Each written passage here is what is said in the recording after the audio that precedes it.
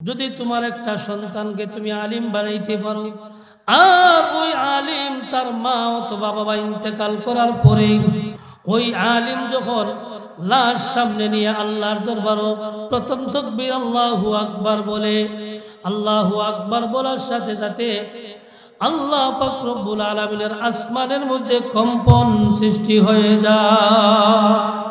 এরকম ভাবে দ্বিতীয় তাকবীরের কারণে আরো কম্পন বাড়ে। ৩ নম্বর তাকবীরের কারণে ফেরেশতারা পর্যন্ত টিকতে পারে না। চতুর্থ তাকবীর দেওয়ার সাথে সাথে ফেরেশতারা আসমানের মধ্যে রব্বুল আলামিনের দরবারে ফরিয়াদ করে, রব্বুল আলামিন, প্রভু, ওই আলিমের মা মারা গেছে, ওই আলিমের বাবা মারা গেছে, তার মা অথবা বাবাকে সামনে নিয়া যদি ৪ নম্বর তাকবীর দেয়, তাকবীরের সাথে সাথে যদি আপনি তাদেরকে মাফ না করিয়া দেন, তাহলে আসমান ভাঙ্গিয়া আমরা বুঝতেছি জমিনে পড়িয়া যাইবে।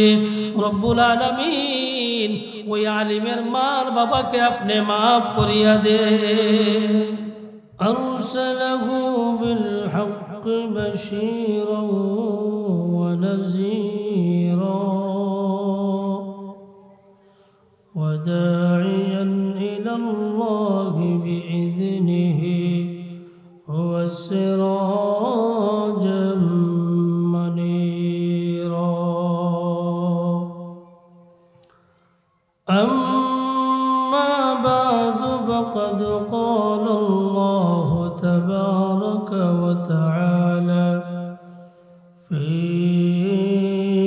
كلامه المجيد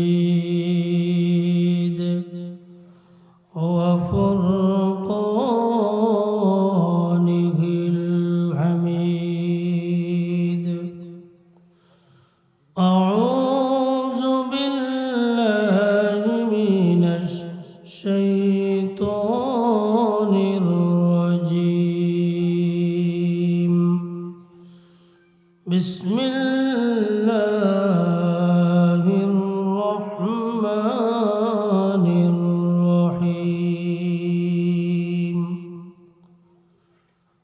قل هل يستوي الذين يعلمون والذين لا يعلمون إنما يتذكر أولو الألباب.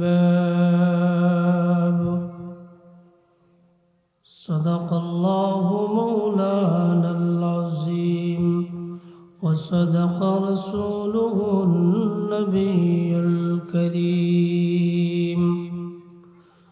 وقال النبي عليه الصلاة والسلام: أحد عالما أو متعلما أو مستمعا أو محبا لا تكن خامسا فتهلك، أو كما قال عليه الصلاة والسلام. صلى الله على سيدنا ومولانا محمد وعلى آله وأصحابه وسلم. সবাই পড়ি সাল্লাল্লাহু আলা সাইয়্যিদিনা ওয়া মাওলানা মুহাম্মদ ওয়া আলা আলিহি ওয়া আসহাবিহি ওয়া সাল্লাম. বালাগাল উলা বিকামালিহি كشف الدجى بجماله حسنت جميع خصاله صلوا عليه وآله. चांद से तशबीह देना ये तो क्या इंसाफ है,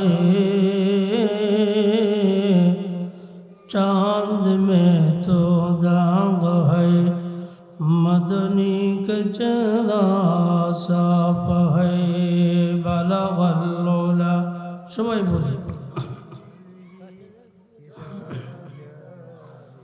حسنت جميع خصاله صلوا عليه وآله मेरा مسكن حوالی کعبہ بنے میرا مدفن دیار مدینہ بلغ العلا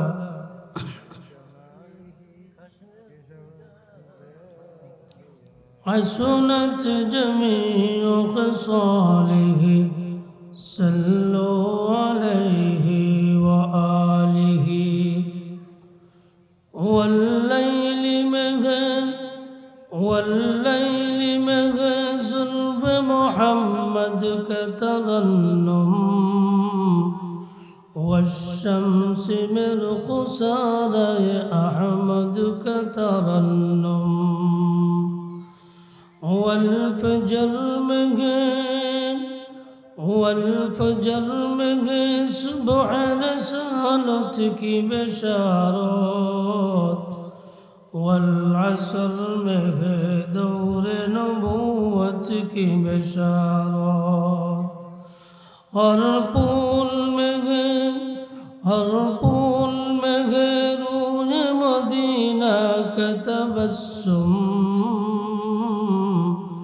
शाखों की लचक में खुद आका ये तकल्लुम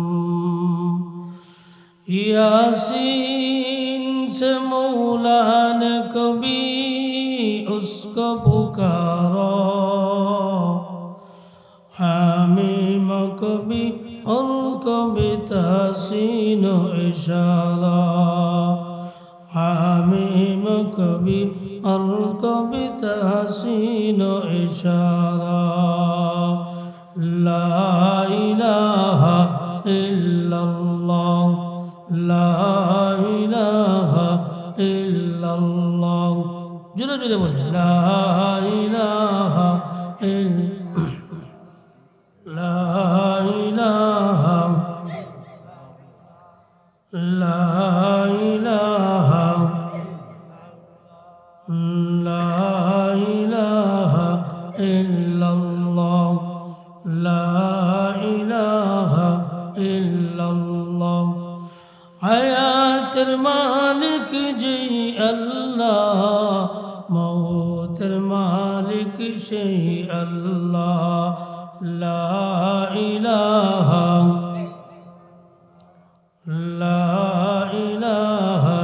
इल्लल्लाह जन्नतर मालिक जय अल्लाह दोज़खेर मालिक जय अल्लाह ला इलाहा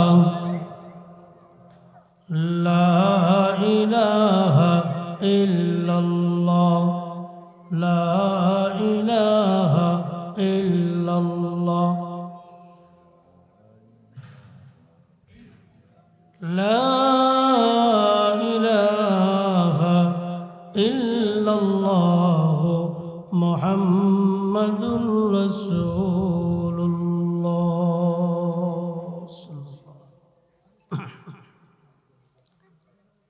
বিশামণি নুরানি মাদ্রাসা ও আদর্শ যুব সংঘ সমাজ কল্যাণ পরিষদ শ্রীমঙ্গলের উদ্যোগে 10তম বার্ষিক ইসলামী মহাসম্মেলনের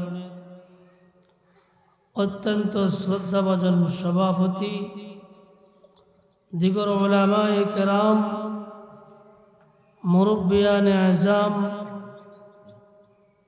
প্রাণপ্রিয় যুবক ভাই সব পর্দার আড়ালে অবস্থানরত সম্মানিতা মা ও বোন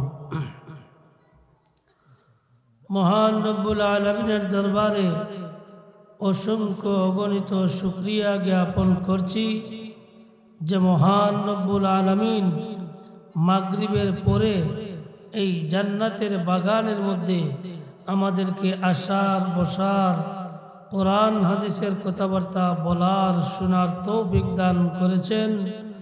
এই জন্য সবাই অন্তরের অন্তরস্থল থেকে উচ্চ সুরে সবাই বলি আলহামদুলিল্লাহ।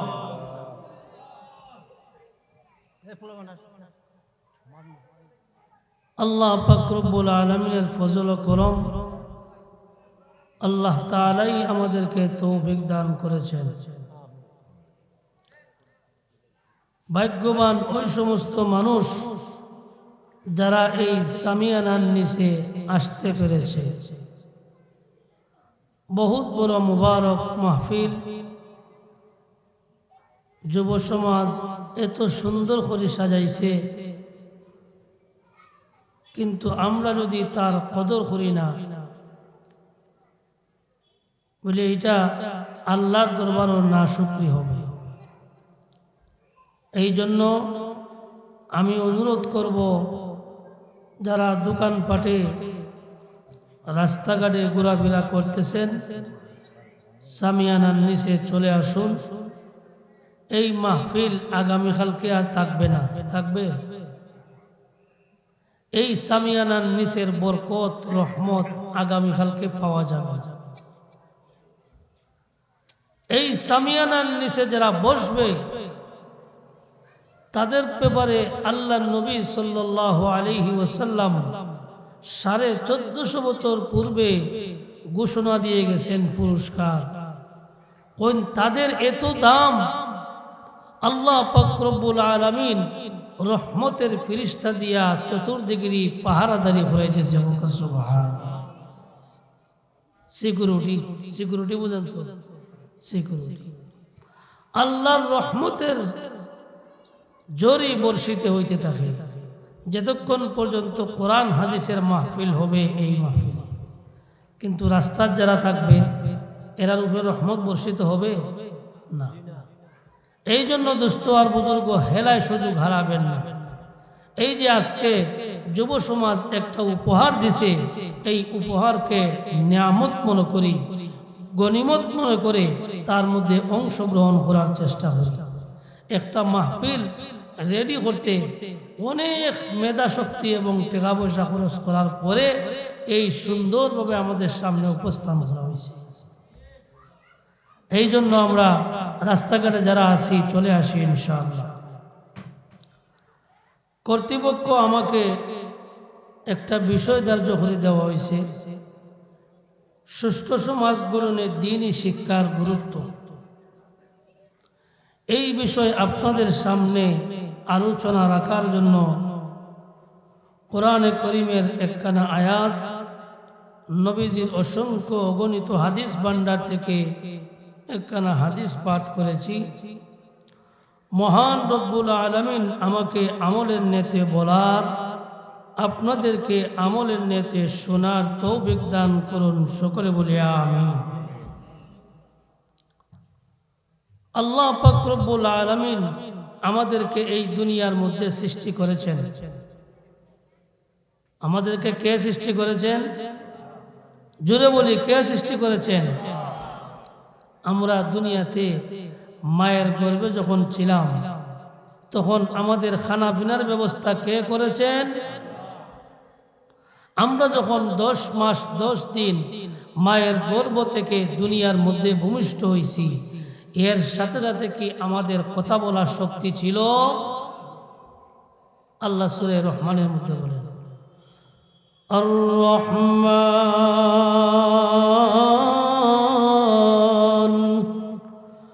আল্লামাল কুরআন খালাকাল ইনসান আল্লামাহুল বায়ান।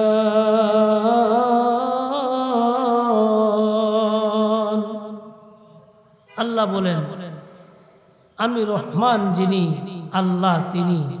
সূরা রহমানের মধ্যে আল্লাহ রহমানের পরিচয় দিতে গিয়া বলেন, নবী যখন ওহীপ্রাপ্ত হন, কালিমা দেওয়া শুরু করেন যে এক আল্লাহর একত্ববাদ, ওয়াহদাহু লা শারীকা লাহু, আল্লাহর একত্ববাদ ছাড়া আর কিছু করা যাবে না, আল্লাহর দাওয়াত দিয়েছেন। যখন সূরা রহমান নাজিল হয়, কাফির মুশরিক বেঈমানেরা হাসে। নবী যখন রহমানের দাওয়াত দেয়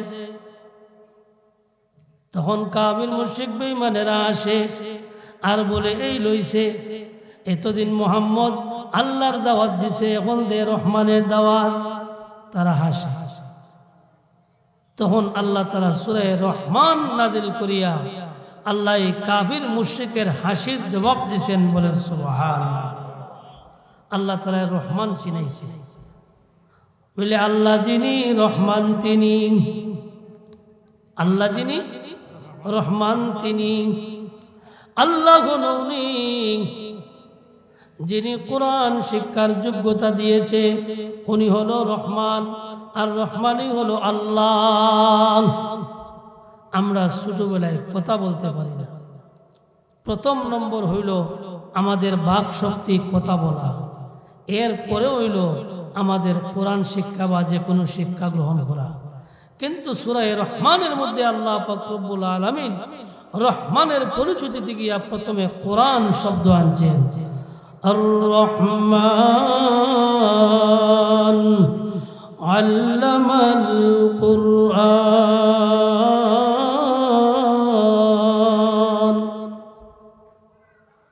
রহমান যিনি আল্লাহ তিনি, যিনি কোরআন শিক্ষার যোগ্যতা আপনাকে আমাকে দিয়েছেন, উনি হলো আমাদের রহমান।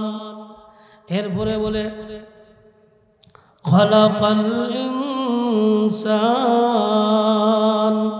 রহমান হইল উনি যিনি মানব জাতিকে সৃষ্টি করেছেন। তৃতীয় নম্বর রহমানের পরিচয় দেয় আল্লামাহুল বায়ান। রহমান উনি যিনি মানুষদেরকে কথা বলার শক্তি দান করেছে। তাহলে আল্লাহ প্রথমে কোরআন শিক্ষার কথা বলেছেন, দ্বিতীয় নম্বর মানব সৃষ্টির কথা বলেছেন, তৃতীয় নম্বর কথাবার্তা আমাদের বাক শক্তির কথা বলেছেন। রহমান উনি যিনি কোরআন পড়ার যোগ্যতা দিয়েছেন। রহমান উনি যিনি আমাদেরকে সৃষ্টি করেছেন। রহমান উনি যিনি আমাদেরকে কথা বলার শক্তি দান করেছেন। জোরে বলেন ঠিক কিনা? আচ্ছা বলেন তো দেখি, আমাদের জন্মটা আগে না কথা বলা আগে? আমাদের জন্ম আগে না কোরআন শিক্ষা আগে? জন্ম আগে, এরপরে কথা বলার বাকশক্তি, এরপরে হইল কোরআন পড়া, ঠিক না? কিন্তু আল্লাহ পাক রব্বুল আলামিন এই সিস্টেম না করিয়া প্রথমে রহমান আল্লামাল কুরআন।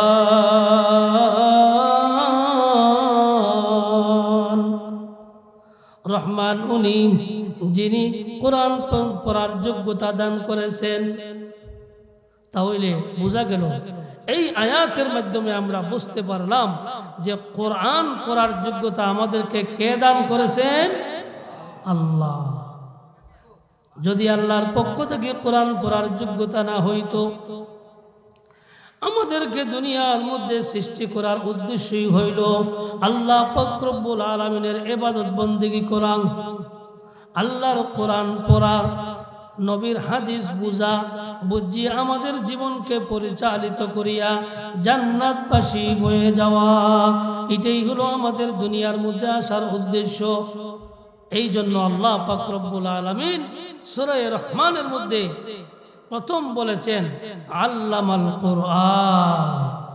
আমি রহমান যিনি, উনি যিনি মানব জাতিকে কোরআন পড়ার যোগ্যতা দিয়েছেন। সুবহানাল্লাহ।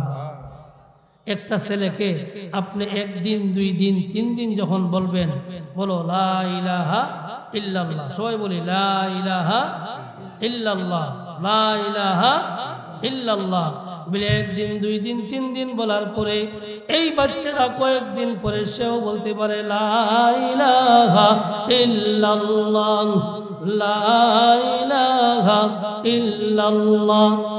কিন্তু হে মানব, আমি কোরআন সৃষ্টি করেছি যিনি, এই কথাটা প্রথম কেন আনলাম? যদি তোমার গরু পালো, যদি ছাগল পালো, ওই মাঠের মধ্যে গিয়া এই গরু এবং ছাগল বকরি বেড়াকে সারাদিন বলো হ রহমান, হ রহমান, হ রহমান। একে একে বলতে বলতে তোমার জীবন শেষ হয়ে যাবে, কিন্তু এই হাইওয়ান গরু ছাগল কোনোদিন রহমান বলতে পারবে না। পারবে? কেন?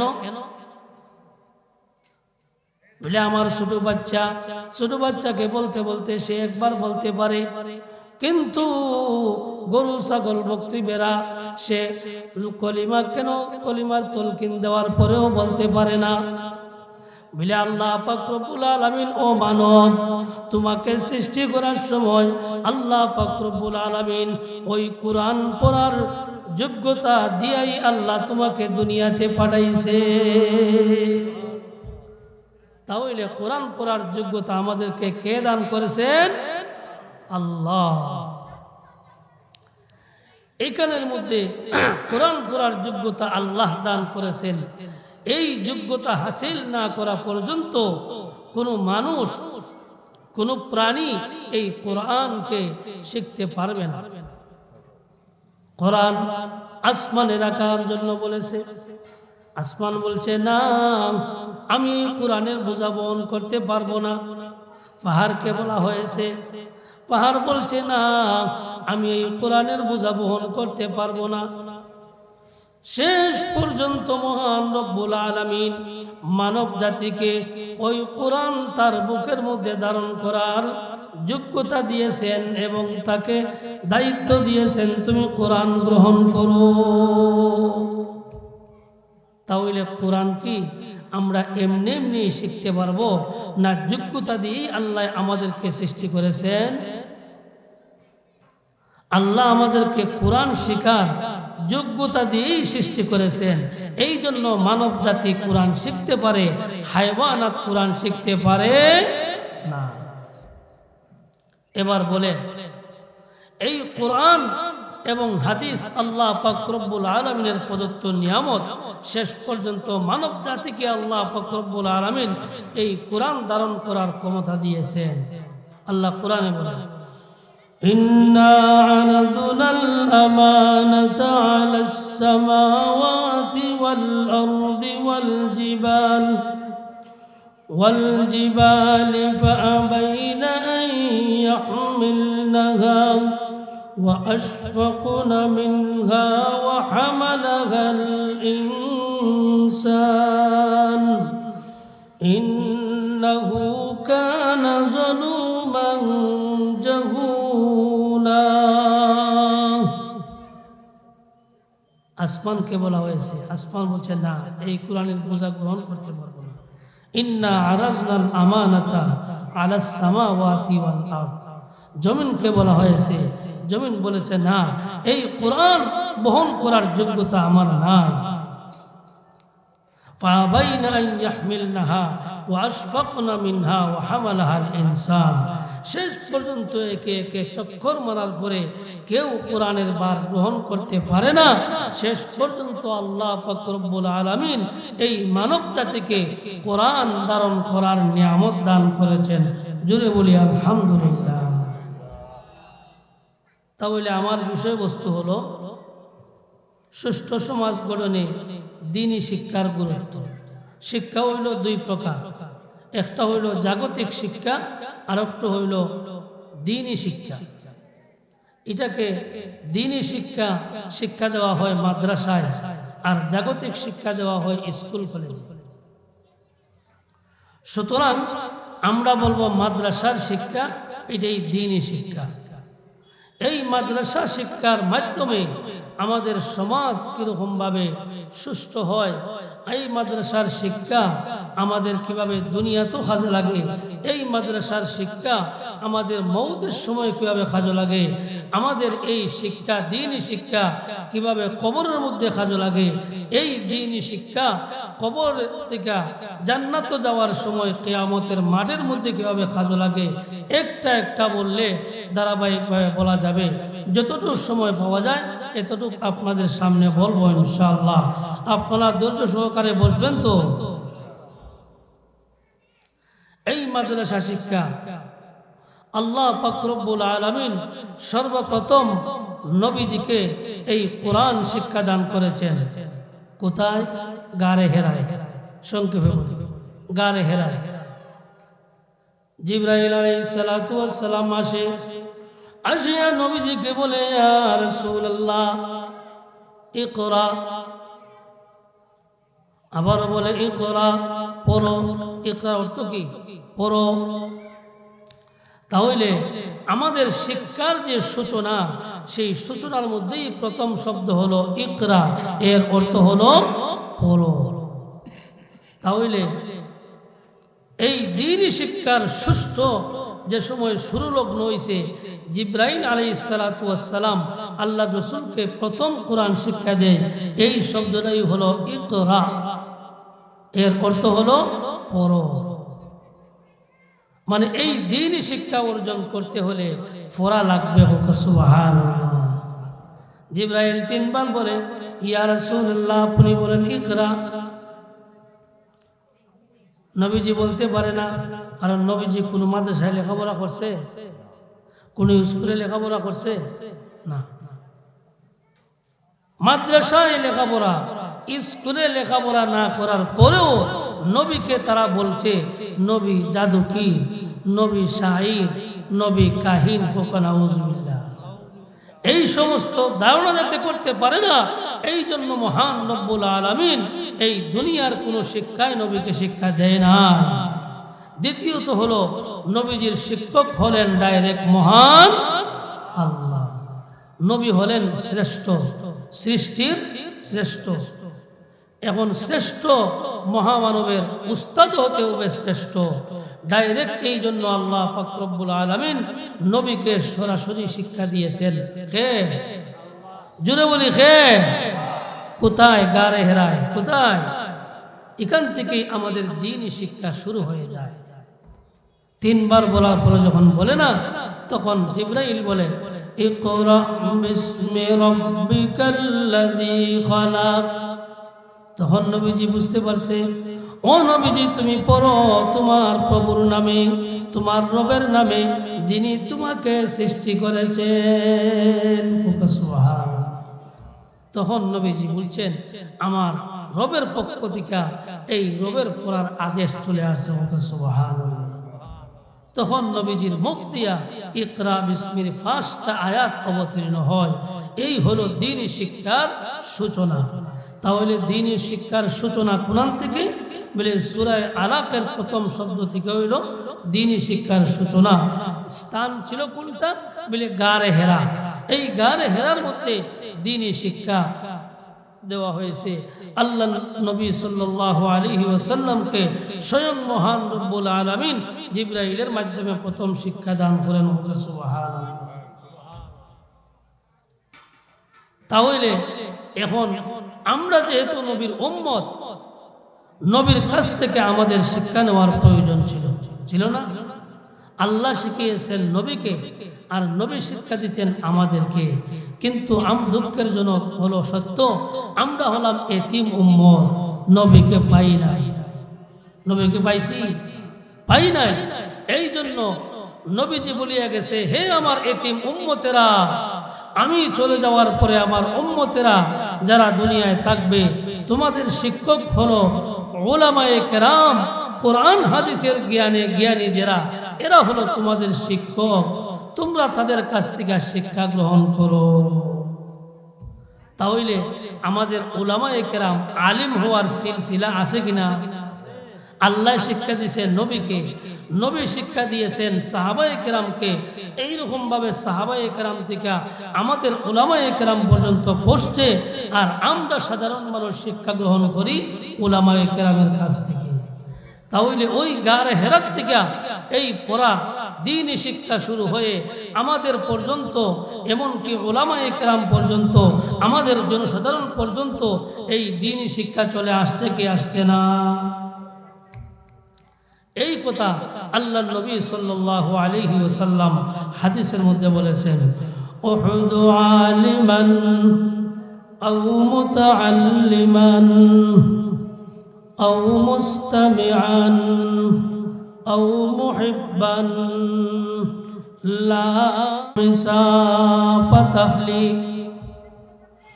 বিশ্ব নবী রহমাতুল লিল আলামিন 1450 বছর আগে এতিম উম্মতের জন্য 4টা গাইডলাইন দিয়ে গেছে। ওরে আমার উম্মতের পুরুষ আর মহিলারা, তোমরা জানিয়ে রাখো, আমি যখন দুনিয়ায় থাকবো না, দুনিয়ার থেকে চলিয়া যাব, তখন তোমরা 4টা গাইডলাইন চলবে। যদি তোমরা 4টা গাইডলাইনের উপরে চলতে পারো, তাহলে তোমাদের জান্নাতের রাস্তা ঠিক থাকবে, জান্নাত পর্যন্ত তোমাদের পৌঁছা সম্ভব হবে। আর এই 4 গাইডলাইন থেকে যদি তোমরা 5 নম্বর কোনো গাইডলাইন তলব করো, বাহির করো, খুঁজো, তাহলে তোমরা ধ্বংস হয়ে যাবে। প্রথম বলেছেন উহদু আলিমান। বিষয়টা বুঝাইতে অনেক সময়ের দরকার, এরপরও সময়ের ভিতরে যা পারি আল্লাহ যা তৌফিক দেয় আপনারা একটু ধৈর্য সহকারে শুনেন ইনশাআল্লাহ। আল্লাহ নবী বলেন, হে আমার উম্মতের পুরুষ আর নারীরা, তোমরা উহদু আলিমান, হয় তোমরা আলিম হও। প্রথম নম্বর নবীজি কি বলেছেন? তোমরা পারলে কি হও? আলেম হও। এখন এই দ্বীনি শিক্ষা এটা 2 স্তরে হয়। কতটুক পর্যন্ত দ্বীনি শিক্ষা অর্জন করা আমাদের জন্য ফরজ? বলে দুনিয়া চলার মতো নামাজ, রোজা, হজ, যাকাত, এই সমস্ত মাসলা মাসাইল প্রত্যেকটা পুরুষ, বালিগ পুরুষ এবং মহিলা উভয়ের উপরে শিক্ষা করা ফরজ। যারা নামাজ পড়বে তাদের নামাজের মাসলা মাসাইল শিক্ষা করা ফরজ। যারা ব্যবসা বাণিজ্য করবে তাদের ব্যবসা বাণিজ্যের মাসলা মাসাইল শিক্ষা করা ফরজ। এখন আমাদের সমাজের মধ্যে যারা ব্যবসা করে সবাই এই ব্যবসার মাসলা মাসাইল জানে, ঠিক না? জানেনি? এই জন্য তো আমাদের সমাজ সুষ্ঠু হয় না। বিশ্ব নবী বলেন, ও আমার এতিম উম্মতের পুরুষ আর নারীরা, তোমরা যখন ব্যবসা করো, তোমরা ব্যবসা জানিয়া করো আমার কোরআন হাদিস অনুযায়ী। যখন তুমি সঠিকভাবে কোরআন হাদিস অনুযায়ী ব্যবসা করবে, ওই ব্যবসার মধ্যে আমি নবী বলিয়া গেলাম আল্লাহর পক্ষ থেকে 9 গুণ লাভ হবে। কে বলেছে? নবীজি বলে গেছেন 9 গুণ লাভ হবে। তারপরেও শেষ নাই, এটা হলো দুনিয়ার লাভ। নবীজি বলে, হে আমার উম্মতের এতিম উম্মতের ব্যবসায়ীরা, তোমরা যখন কোরআন এবং হাদিস অনুযায়ী ব্যবসার সমস্ত মাসলা মাসাইল শিক্ষা গ্রহণ করিয়া কোরআন হাদিস অনুযায়ী তুমি ব্যবসা করবে, তাহলে তোমার হাসর হবে নবিয়্যিন والصديقين والشهداء والصالحين। জোরে বলি আল্লাহু আকবার। যদি মাসলা মাসাইল শিক্ষা গ্রহণ করিয়া আমি ব্যবসা বাণিজ্য করতে পারি, বিশ্ব নবী বলেন, তাহলে আমার হাসর নাসর হইব নবীগণের সাথে, আমার হাসর নাসর হইব শহীদ হকলের সাথে, সিদ্দিকিন, শুহাদা, সালেহিন, আমার হাসর নাসর হবে নেককারদের সাথে। ঐক্যতায় সত্যিকারে যদি সঠিকভাবে কেউ কোরআন হাদিস অনুযায়ী ব্যবসা বাণিজ্য করতে পারে, ওই ব্যবসার বরকতে মহান রব্বুল আলামিন তার ঠিকানা জান্নাতে নিয়ে যাবে। তাহলে প্রথম বলেছেন উহদু আলিমান।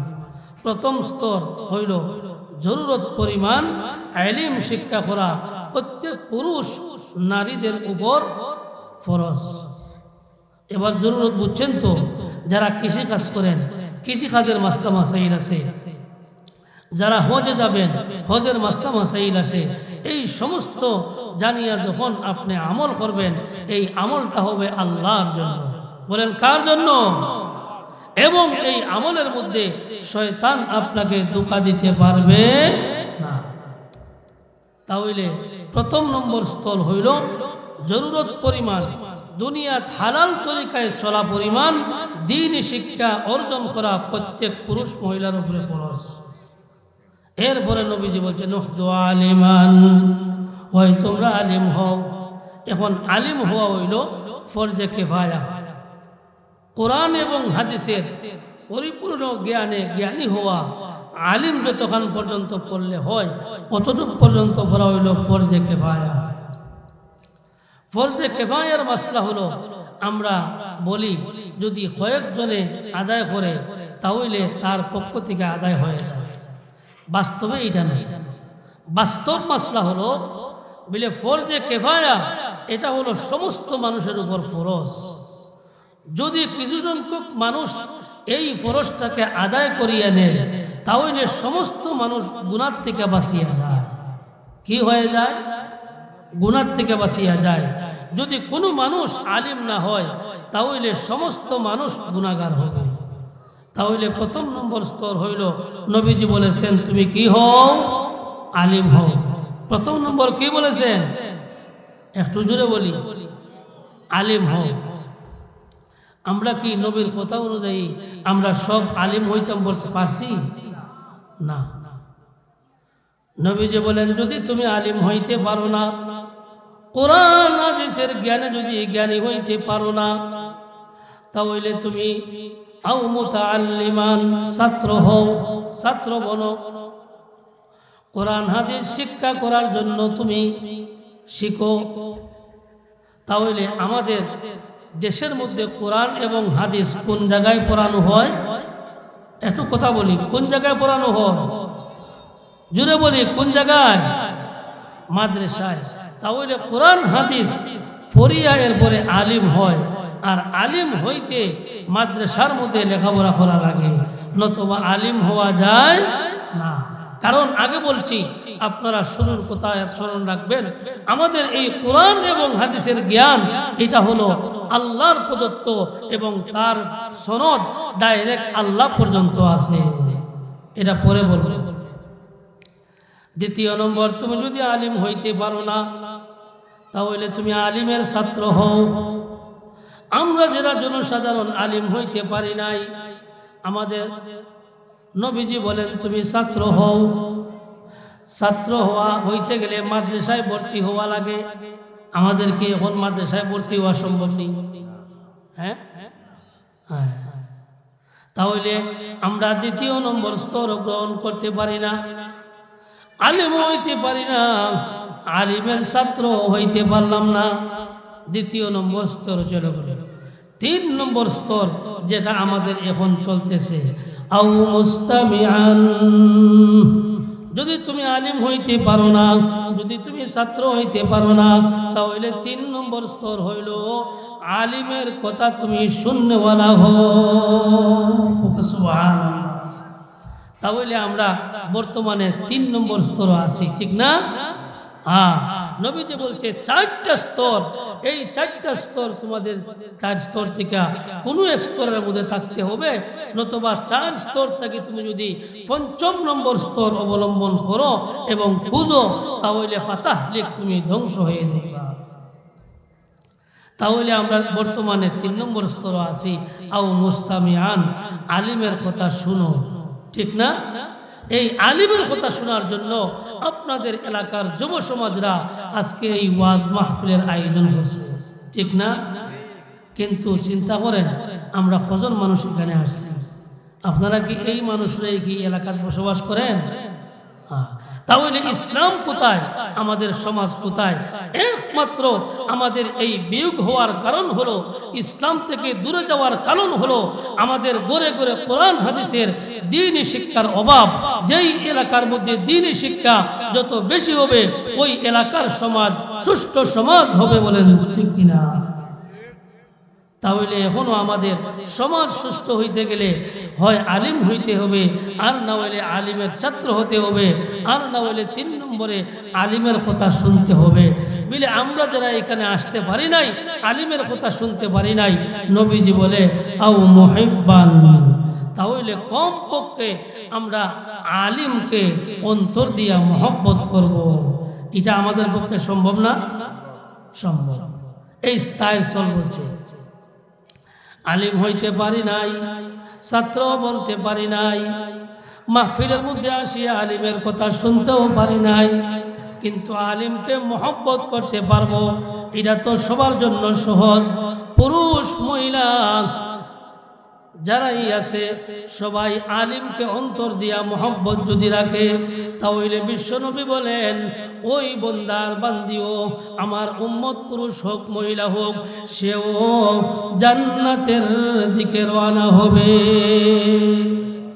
তাহলে আলিমকে আমরা অন্তর দ্বারা মোহব্বত করবো তো ইনশাআল্লাহ। এইটা হলো 4 নম্বর স্তর। যদি এই 4 স্তর যদি আমরা কোনো একটার মধ্যে থাকতে পারি নাই, তাহলে পঞ্চম লা তাকুন খামিসা, পঞ্চম নম্বর কোন স্তর নাই ফাতাহলিক। যদি কোনো ব্যক্তি এই পঞ্চম নম্বর স্তরকে খুঁজতে চায়, তাহলে তার জন্য ধ্বংস অনিবার্য। কে বলেছেন? নবীজি। কে বলেছেন? নবীজি। তাহলে এবার শুনি, যদি আলিম হয়, তাহলে আলিম হইতে পারি নাই ছাত্র হইতে পারি নাই, আলিমের কথা শূন্যওয়ালা হব, শূন্যওয়ালা হলেও হবে না, আলিমের অন্তরের মধ্যে মোহব্বত রাখবো। মূসা আলাইহিস সালাতু ওয়াস সালামের ঘটনা তাফসীরের কিতাবের মধ্যে কবিরের মধ্যে উল্লেখ করেন। মূসা আলাইহিস সালাতু ওয়াস সালাম কবরের পাশে দিয়া যাইতেছেন, হঠাৎ করে শুনতে পায় একটি কবরের মধ্যে আযাব হইতেছে। নবীদেরকে আল্লাহ পাক রব্বুল আলামিন কবরের আযাব বুঝার শক্তি দান করেছেন। সুবহানাল্লাহ।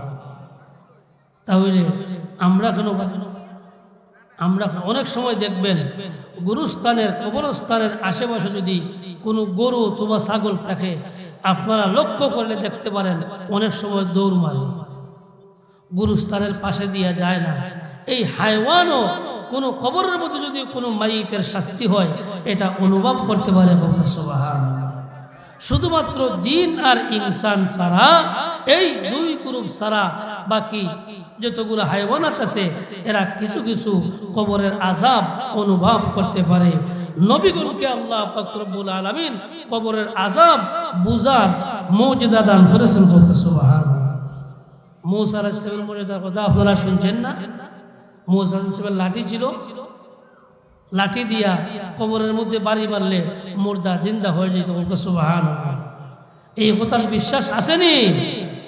হ্যাঁ, আল্লাহ নবীগণকে এই ক্ষমতা দান করছে। তাফসীরে কবিরের মধ্যে উল্লেখ করেন,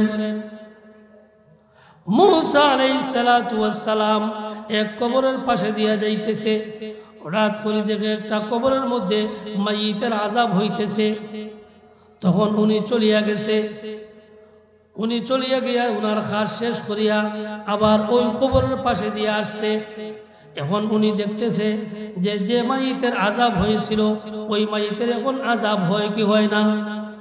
মূসা আলাইহিস সালাতু ওয়াস সালাম যখন কবরের পাশে আসছে, দ্বিতীয়বার আসার পরে দেখে ওই কবরের আযাবের মধ্যে যে মানুষটা ছিল, ওই মানুষটা কবরের আযাব থেকে রেহাই পেয়ে গেছে। জোরে বলি সুবহানাল্লাহ। 2টা কারণে। কয়টা কারণ?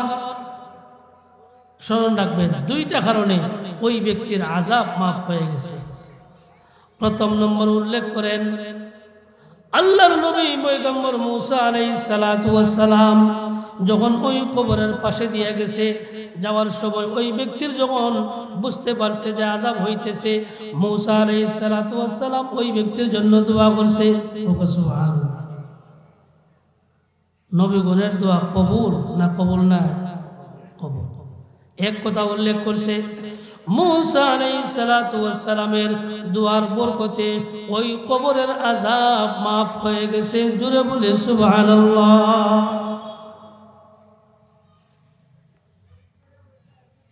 তথাপিও মূসা আলাইহিস সালাতু ওয়াস সালাম জানার জন্য ওই কবরবাসীকে লাঠি দিয়ে আঘাত করিয়া উঠাইছে, উঠাইয়া জিজ্ঞাসা করছে,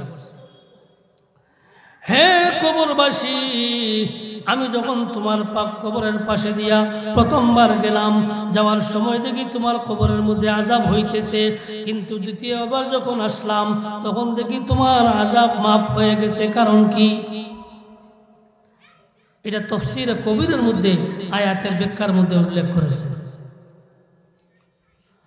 ওই মৃত ব্যক্তি ডাক দিয়া বলেন, ও পয়গম্বর মূসা নবী, আপনি যখন গিয়েছিলেন যাওয়ার সময় আমার কবরের মধ্যে আযাব হয়েছে কথা ঠিক, কিন্তু আমি যখন মারা যাই, মারা যাওয়ার সময় আমার সন্তান, একটা সন্তান আমার স্ত্রীর গর্ভের মধ্যে রেখেছিলাম, ওই সন্তান দুনিয়ার মধ্যে আসিয়া আজকে সর্বপ্রথম কলিমা শিখছে, আলিফ বা শিখছে। ওকে সুবহানাল্লাহ। আমার ওই সন্তান যখন যেদিন প্রথম আলিফ বা শিখছে, ওই বা শিকার বরকতে মহান রব্বুল আলামিন আমার কবরের আযাব মাফ করিয়ে দিয়েছে। আল্লাহু আকবার। তাহলে প্রথম নম্বর হইল নবীর দোয়ার বরকত। নবী আলিম ছিলেন না? আলিম ছিলেন না? নবী আলিম ছিলেন না? আরে নবী আলিম না হইলে আমরা আলিম কোথা থেকে হব?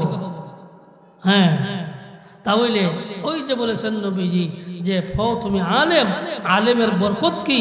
বলে আলেম যখন কবরের পাশে দিয়ে যায় তখন সত্যিকারে যদি নেককার আলিম হয় আর ওই কবরের পাশে দিয়ে গেলে কোনো মুর্দার আযাব মাফ হয়ে যাবে। সুবহানাল্লাহ। তাহলে কবরের আযাব মাফ হয় কিসের মাধ্যমে? কোরআন শিক্ষার মাধ্যমে। এই মূসা আলাইহিস সালাতু ওয়াস সালামের জমানার এই ঘটনা নিয়ে আমাদেরকে শিক্ষা দিছে, হে দুনিয়াবাসী তোমরা কোরআন শিক্ষা করো। যদি ওই ব্যক্তির একটা বাচ্চা সে আলিফ এবং বা শিখার কারণে ওই ব্যক্তির কবরের আযাব মাফ হয়ে যায়, তাহলে ওই বাচ্চাটা যে ফালবে, যে খাওয়াইবে, ওই ব্যক্তি যখন মারা যাবে তখন ওই বাচ্চা যখন ওই ব্যক্তির জন্য দোয়া করবে, তখন তার মা, তার বাবা, তার আত্মীয় স্বজনের যখন হাত তুলে রব্বুল আলামিনের দরবারে দোয়া করবে, তখন তার কবরের মধ্যে যদি শাস্তি হয় তাহলে তার কবরের আযাব মাফ হয়ে যাবে। জুড়ে বলে সুবহানাল্লাহ। কোরআন শিক্ষার গুরুত্ব আসেনি না নাই? কোরআন শিক্ষার লাভ আসেনি না নাই? হ্যাঁ, দুনিয়ার মধ্যে লাভ হলো যদি আমরা কোরআন শিক্ষা করি অথবা আমাদের ছেলে মেয়েদেরকে কোরআন শিখাই, তাহলে আল্লাহর রাস্তায় আমার চলা হলো। আর যারা দুনিয়ার মধ্যে আল্লাহর রাস্তায় চলবে ওই ব্যক্তি সে দুনিয়ার থেকে যাইবে আর জান্নাতে চলিয়া যাইবে। সুবহানাল্লাহ। নমাজ আপনি জানা সারা পড়তে পারবেন। জোহরের নমাজ কয় রেখাত, ফজরের নমাজ কয় রেখাত, আসরের নমাজ কয় রেখাত, যদি আপনি জানা থাকে না তাহলে পড়তে পারবেন? আল্লাহর দরবারে কবুল হবে? বলে ফজরের নমাজ 4 রেখাত পড়ার দরকার নাই, আমি 8 রেখাত পড়া নিব, নামাজ হবে?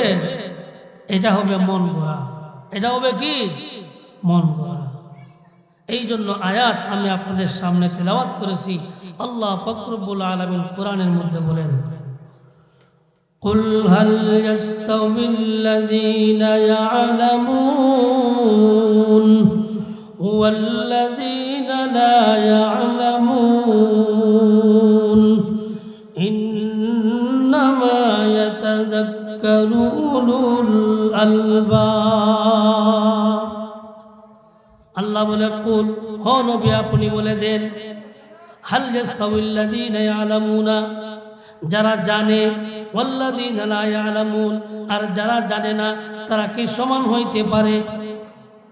আল্লাহ তাআলা নবীকে বলে, হে নবী আপনি বলে দেন, যারা জানে এবং যারা জানে না তারা কি সমান হতে পারে না। বলে একজন আবিদ, তাকে সে যদি 1 রেখাত নামাজ পড়ে তাহলে তার 1 রেখাতের সব। কিন্তু একজন আলিম সে যদি জানিয়া বুঝিয়া হে 1 রেখাত নামাজ পড়ে, তার ইলমের বদৌলতে আল্লাহ পাক রব্বুল আলামিন 1000 রেখাতের সওয়াব দান করবেন। জোরে বলে সুবহানাল্লাহ। তাহলে আলিম হওয়ার লাভ আছে না নাই?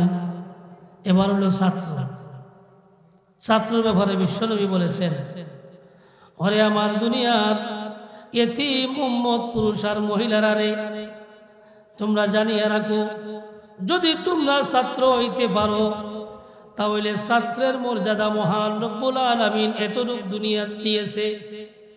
যখন ওই ছাত্র 1 আলিফ অথবা বা পড়ার কারণে তার মা বাবার আযাব কবরের আযাব মাফ হয়ে যায়। কিন্তু যখন যেই ব্যক্তি আলিফ এবং বা শিখিয়া অনেক জীবন সে কোরআন হাদিস পড়িয়া সে আলিম হয়েছে, ওই আলিম হওয়ার পরে যখন আপনার আমার সামনে আসবে, আসার পরে যখন তার মা অথবা বাবা দুনিয়ার থেকে বিদায় নিয়ে যাবে, তখন সেই আলিম তার মা বাবার জানাজার নামাজ পড়াইবে, ঠিক কিনা? যদি আলিম হয়, আলিম না হইলে পারবে না। তাহলে দুনিয়ার লাভ হলো যদি তোমার একটা সন্তানকে তুমি আলিম বানাইতে পারো, আর ওই আলিম তার মা অথবা বাবা ইন্তেকাল করার পরে ওই আলিম যখন লাশ সামনে নিয়ে আল্লাহর দরবারে প্রথম তাকবীর আল্লাহু আকবার বলে, আল্লাহু আকবার বলার সাথে সাথে আল্লাহ পাক রব্বুল আলামিনের আসমানের মধ্যে কম্পন সৃষ্টি হয়ে যায়। এইরকম ভাবে দ্বিতীয় তাকবীরের কারণে আরো কম্পন বাড়ে, 3 নম্বর তাকবীরের কারণে ফেরেশতারা পর্যন্ত দেখতে পারে না। চতুর্থ তাকবীর দেওয়ার সাথে সাথে ফেরেশতারা আসমানের মধ্যে রব্বুল আলামিনের দরবারে ফরিয়াদ করে, রব্বুল আলামিন প্রভু, ওই আলিমের মা মারা গেছে, ওই আলিমের বাবা মারা গেছে, তার মা অথবা বাবাকে সামনে নিয়া যদি 4 নম্বর তাকবীর দেয়, তাকবীরের সাথে সাথে যদি আপনি তাদেরকে মাফ না করিয়া দেন, তাহলে আসমান ভাঙ্গিয়া আমরা বুঝতেছি জমিনে পড়িয়া যাইবে। রব্বুল আলামিন ওই আলিমের মার বাবাকে আপনি মাফ করিয়া দেন। গতকালকে একটা ঘটনা, একজন ইমাম সাহেব বলছে যে একজন ছেলে সে ডক্টরি পাস করছে, বিদেশ লেখাপড়া করিয়া, তার বাবা মারা গেছে, আসছে বাড়িতে আসিয়া বাবার জন্য কান্দে নাই, বাবার লাশ ঘর থেকে বাহির করে নিয়ে গেছে, সেই সময় কান্দে নাই, কিন্তু যখন জানাজার নামাজ পড়াইছে ইমাম সাহেব, তখন হে হাউ মাউ করিয়া ইমাম সাহেবের গলার মধ্যে ধরছে। ইমাম সাহেব হয় বিষয় তো রহস্যজনক, সে রাত্রে আসছে বিদেশ থেকে, আসিয়া তার বাবাকে দেখছে, হয়তো ঘরে ঢুকার সময় কাদার কথা, অথবা লাশ বাহিরে ঘর থেকে বাহিরে নিয়ে আসার সময় কাদার কথা, কিন্তু জানাজার নামাজ পড়ানোর সময় তো সে কাদার কথা নয়। ইমাম সাহেব পরের দিন জিজ্ঞাসা করে, তোমার এই রহস্য কি? তুমি এমন ভাবে বাচ্চার মতো জানাজার নামাজের সময় কাঁদতেছ কেন? কারণ ইমাম সাহেব গত বছর দিন আমাদেরকে এই ঘটনাটা শোনাইছে। ওই ব্যক্তি ডাক দিয়া বলে, ইমাম সাহেব, আমার বাবা আমাকে বিদেশ পাঠাইছে, ডক্টর বানাইছে, তাতেও আমার কোনো দুঃখ নাই। বাবা দুনিয়ার থেকে চলিয়া গেছে, আমি ঘরে আসছি, তাতেও কোনো দুঃখ নাই। বাবার লাশ কের ঘরের মধ্যে নিয়ে বাইরে চলিয়া যাইতেছে, তাতেও আমার দুঃখ লাগে নাই। কিন্তু আমার এমন দুঃখ লাগছে, আজকে বাবা এমন শিক্ষা দান করলো, যেই শিক্ষা দেওয়ার কারণে আমার বাবার জানাজার নামাজ পড়ানোর মতো ক্ষমতা আমার না।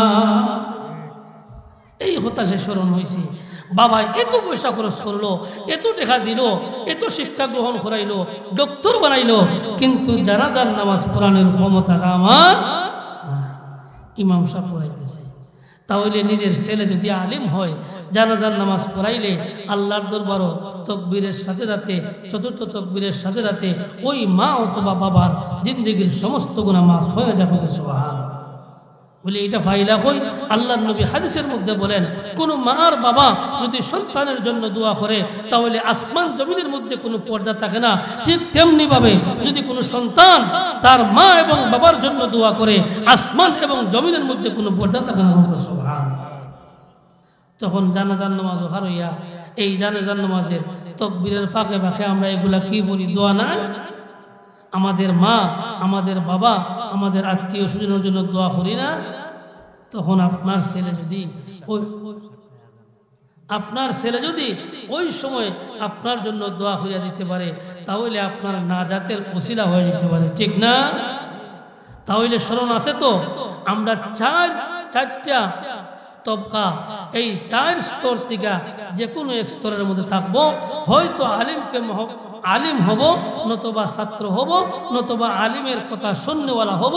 যদি এটাও সম্ভব হয় না, তাহলে আলিমকে অন্তর দ্বারা মহব্বত করব। মহব্বত করতে কি কাছে আসা লাগে না? দূর থেকে করা যায়, দূর থেকেও মহব্বত করা যায়। যারা আলেম ওলামাদেরকে মহব্বত করছে, এরা ঈমান নসিব হইয়া জান্নাতে যাওয়ার ব্যবস্থা হয়েছে। বিশ্বের সবচাইতে বড় বাদশা ফেরাউন আর আসিয়ার ঘটনা আমাদের সামনে আছে না? মূসা আলাইহিস সালাম শিশু যখন নিয়ে আসছে, সংক্ষেপ সময় কম, মূসা আলাইহিস সালামকে নিয়ে আসার পরে আসিয়া বলছে, এই ছেলেটাকে দেখে আমার মহব্বত লাগে। আর ফেরাউন বলছে, এই ছেলেটাকে দেখিয়ে আমার ঘৃণা লাগে। ওই আসিয়ার মহব্বতের কারণে আসিয়া এমন ঈমান নসিব হয়েছে, আসিয়া দুনিয়ার থাকতে জান্নাতে চলে গেছে। সুবহানাল্লাহ। আর ফেরাউন অন্তর দিয়া ঘৃণা করছে, ওই ঘৃণার কারণে ওই ফেরাউনের মরণ পর্যন্ত ঈমান নসিব হয় নাই, চির জাহান্নামী হইয়া দুনিয়া থেকে চলে গেছে। তাহলে মহব্বত হলে লাভ আছে না নাই? আমরা মহব্বত করবো তো ইনশাআল্লাহ। সবাই হাত তুলে দেখাই। আমাদের ছেলে সন্তানদেরকে মাদ্রাসায় পড়াইবো তো ইনশাআল্লাহ। আপনাদের এখানে মাদ্রাসা আছে, মাদ্রাসার মহব্বত করবেন। 10টা টাকা দিবেন, 5টা টাকা দিবেন, একটা ছাত্র নিয়ে একবার 1 কাপ চা খাওয়াইবেন, করবেন তো ইনশাআল্লাহ। আল্লাহ পাক রব্বুল আলামিন আজকের এই বিশামনির যুব সমাজের পক্ষ থেকে আজকের এই মাহফিলের মধ্যে আমরা মাগরিবের পর থেকে নিয়ে এই পর্যন্ত যা কিছু বললাম এবং শুনলাম, আল্লাহ তাআলা আমাদেরকে আমল করার তৌফিক দান করুন। সকলে বলি আমিন।